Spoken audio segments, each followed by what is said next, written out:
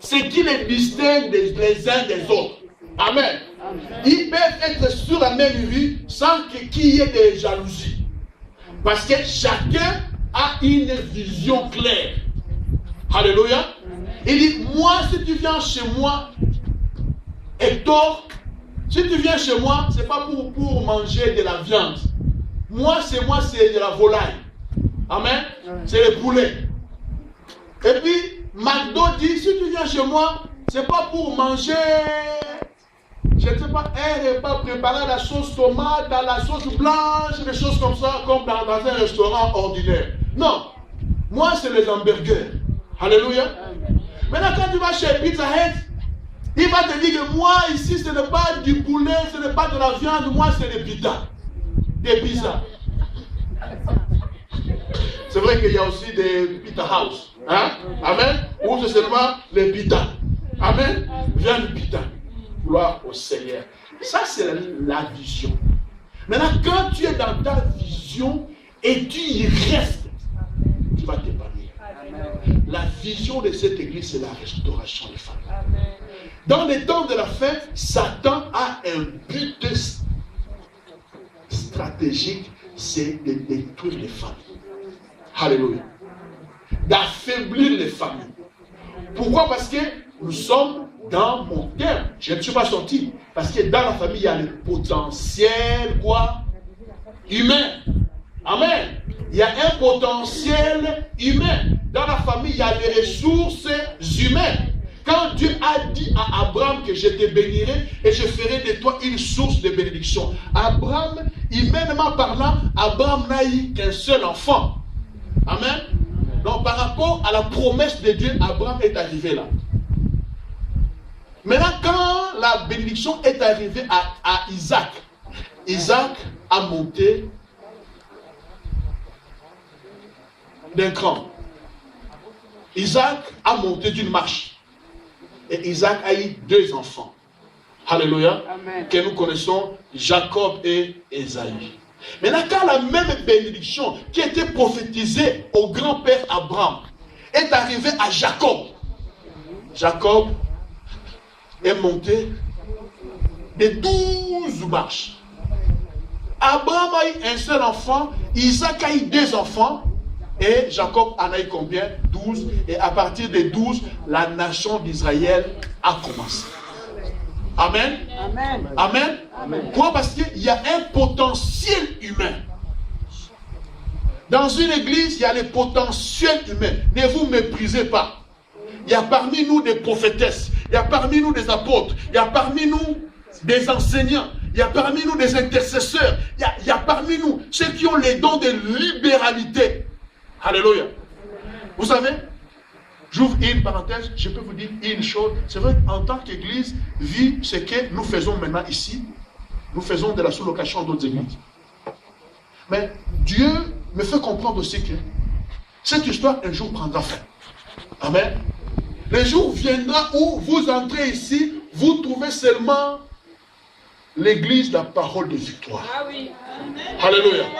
Le jour viendra où vous arrivez ici, vous trouvez seulement l'église, la parole de victoire. Et cette pièce dans laquelle nous nous trouvons sera, je ne sais pas, séparée en 3, en 2, avec des bureaux, avec, oh, alléluia. Ce jour-là, même les mamans auront leur bureau. Les bureaux des mamans, des départements de mamans. Même le frère Michel aura son studio. Ça, c'est le studio Michel Fox.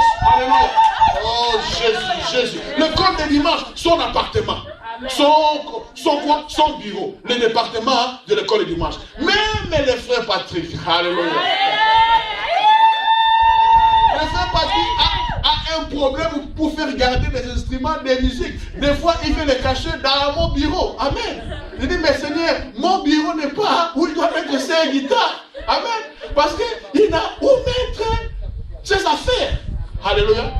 Mais tout cela sera possible quand l'Église connaît une croissance et que dans notre croissance, il y a des gens qui exercent la libéralité.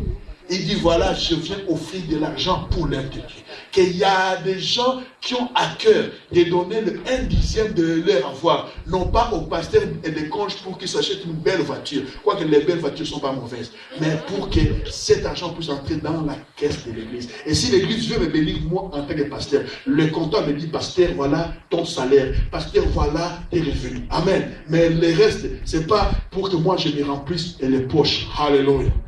Alléluia. Le jour viendra. Ce jour-là viendra. Alléluia. Et Jésus disait prophétiquement que l'heure est venue et elle est déjà venue. Amen. Donc dans les promesses de Dieu, il y a l'immédiat et il y a l'avenir. C'est ce que nous appelons en théologie l'eschatologie. Alléluia.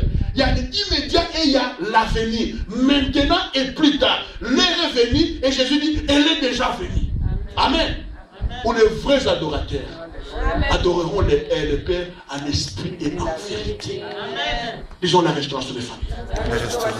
La restauration des familles. Et conjointement, le sous-thème de cette vision, la sous-vision de cette grande vision, c'est élever le niveau social de chaque personne. Yes. Alléluia. Élever le niveau social de chaque personne. Je refuse que quand tu arrives à cette église, tu restes au niveau social où tu as commencé. Alléluia. Il faut qu'il y ait progression. Alléluia. Si tu as commencé l'église au chômage, nous aimerons après 2 ans. Alléluia. Parce que, bien aimé, la pauvreté n'est pas une bénédiction. La pauvreté n'est pas une option. Alléluia. La pauvreté n'est pas dans le plan de Dieu. La Bible dit que c'est lui qui emprunte devient l'esclave de celui qui prête. C'est lui qui emprunte. Si tu reçois l'argent des gens, sache que tu es l'esclave de ces gens qui te donnent. Voilà pourquoi, bien aimé, l'Afrique est restée et va rester esclave de l'Europe. Parce que quand nos présidents veulent de l'argent pour faire des grandes réalisations, ils courent où en Europe pour chercher les devises étrangères. Et maintenant, on dit que la politique, l'économie contrôle la politique. Donc si je te donne à manger aujourd'hui, demain je vais te dire ce que tu dois faire. Amen. Quand je te donne à manger, je fais de l'économie. Mais quand je te dis ce que tu dois faire, la façon dont tu dois gouverner ton pays, je fais quoi? Je fais de la politique. Voilà pourquoi l'homosexualité va entrer en Afrique. Et elle est déjà entrée. Bon, parce que ces gens nous donnent l'argent. Amen. Maintenant, ils vont me dire, si tu veux plus, fais passer cette loi-là. Alléluia. Fais passer l'égalité des sexes. Fais passer ça. Amen. Donc, dès le moment où un président, un leader africain ou du tiers-monde veut lever la tête pour parler de l'autosuffisance, on dit, lui, on doit l'éliminer. Parce qu'il est dangereux.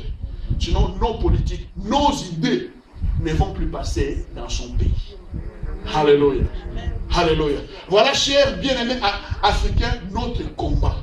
À quel niveau est-ce qu'il se situe? Tous les autres sont des marionnettes. Tous ces leaders que nous voyons que nous critiquons sont des marionnettes. Même Obama est juste une marionnette dans un grand système de multinationales. Amen. Il a les mains et les pieds liés. Amen. Avec toute la compassion. Je peux vous assurer qu'il a de la compassion pour les Africains, pour les hommes de couleur, quand on les appelle en Amérique. Car le people. Il a de la compassion pour nous. Au fond de moi, je le crois. Mais le pauvre, il a les mains et les pieds liés. Parce qu'il est dans un grand système. Quand tu commences à faire la politique, sache que tu dois savoir que dans cette politique-là, la politique est toujours dirigée par l'économie. Amen. Toujours. Alléluia. Voilà, bien aimé. Esther, Mardochée lui dit que si tu te tais maintenant, ta famille va mourir.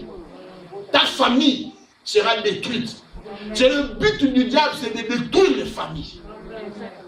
Et regardez, dans la vie de David, la famille de David était détruite. David est devenu polygame.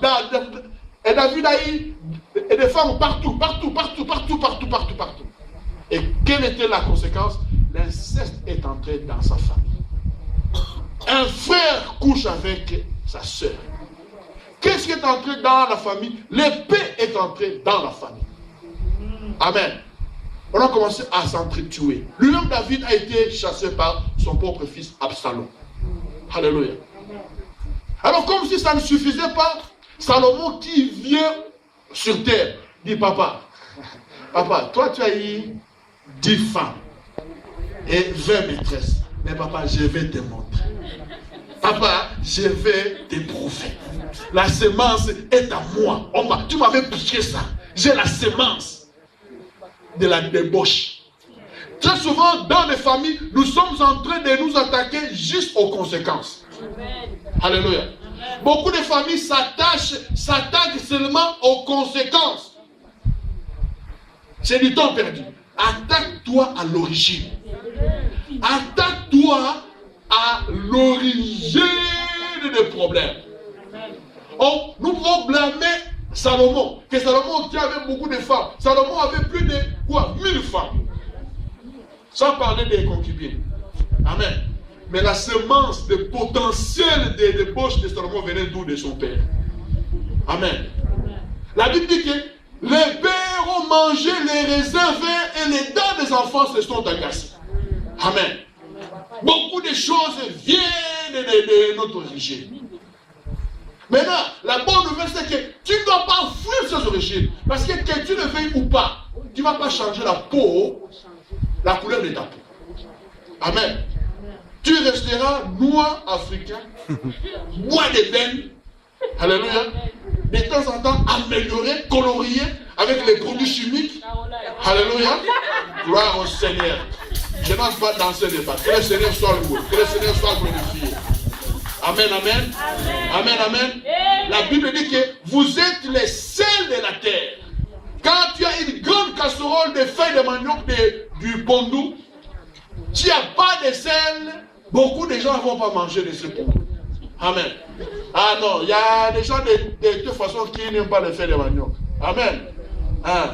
Quand tu as de la viande, la queue de bœuf, hein? Alléluia. Non, l'aspirine.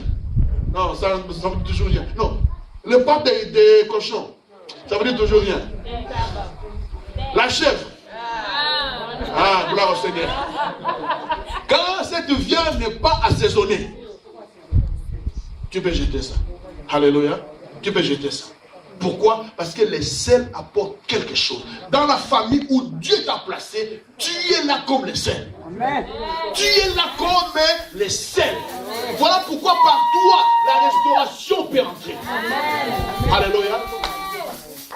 Tu es comme la lumière. Jésus dit, vous êtes la lumière du monde. Une ville placée sur une montagne ne peut jamais être cachée. Amen. On n'allume pas une lampe pour la mettre sur la table, mais sur la table. Dis à ton voisin, par toi. Par toi. Mais si tu t'étais, en tant que le pont de ta famille, entre sa situation actuelle et sa réussite, entre sa situation actuelle, des liens, d'envoûtement, d'oppression et sa délivrance, il y a toi. Alléluia. Amen. Dis à ton voisin, entre la situation de ta famille et ce que Dieu veut qu'elle devienne, il y a toi. C'est toi le pont. C'est toi le pont. Maintenant, toi, en tant que pont, si tu t'étais,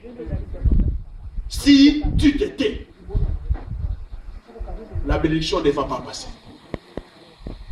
Si tu t'en fous, si tu es paresseux, la délivrance ne va pas passer.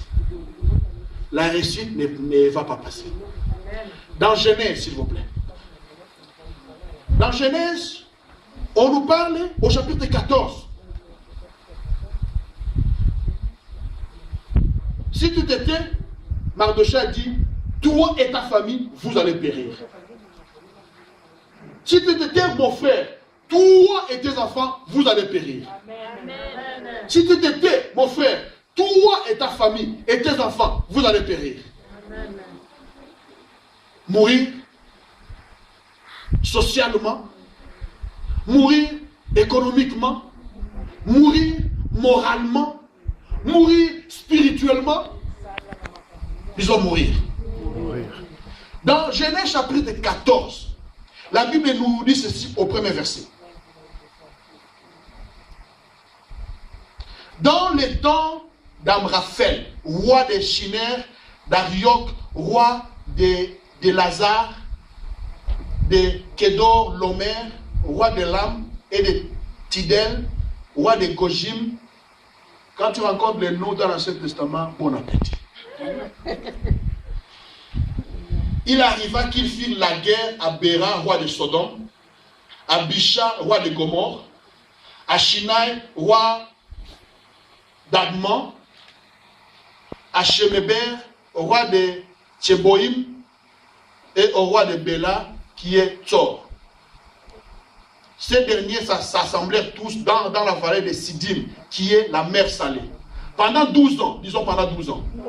Pendant 12 ans, ils avaient été soumis ou esclaves à Kedor Lomer. Et la 13e année, ils s'étaient révoltés.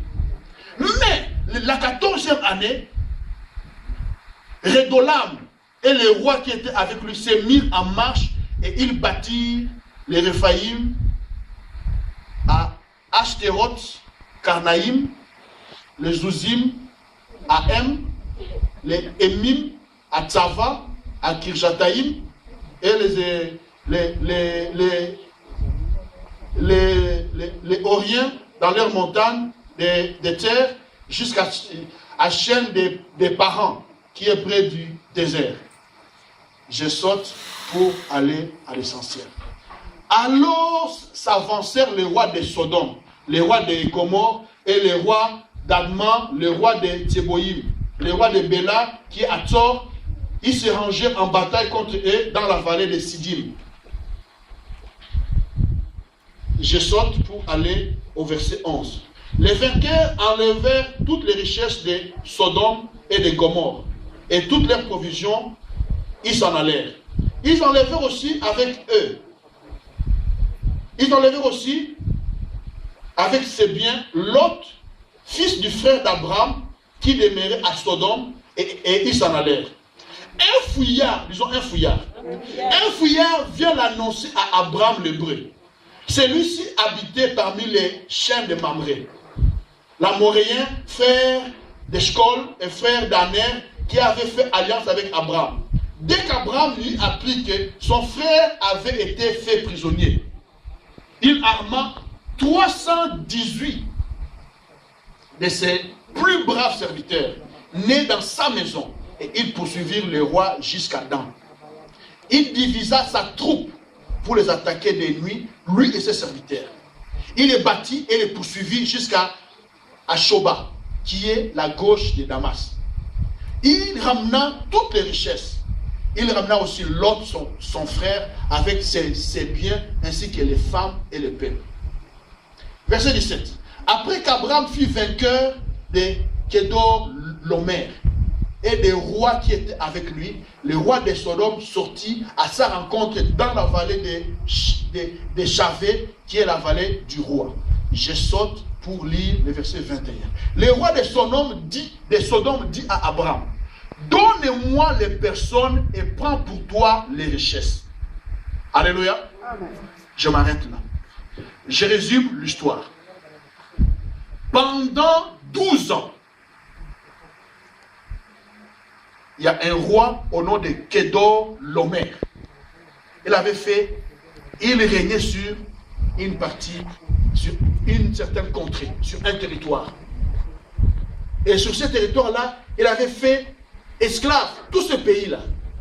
Entre autres, les deux pays que vous connaissez, Sodome et Gomorre. Amen. Pendant, disons 12 ans. Disons 12 ans. 12 ans dans la Bible, c'est les chiffres de la compulsion, de la totalité. Amen. Donc, il y a eu 12 tribus d'Israël. Il y a eu 12 portes dans le temple. Il y a eu 12 apôtres. Alléluia. Et ainsi de suite. Alléluia. Disons 12. 12. Maintenant, la 13e année. Donc, quand tu arrives à 12, dans la Bible, en d'autres termes, tu peux recommencer à 1. Amen. Donc, quand tu lis de 1 jusqu'à 12, tu peux t'arrêter là pour recommencer.